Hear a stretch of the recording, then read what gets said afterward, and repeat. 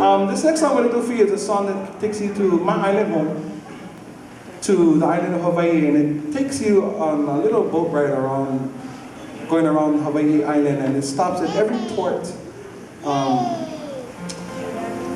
in Hawaii. And I am drawing a blank, but the song sounds great. Want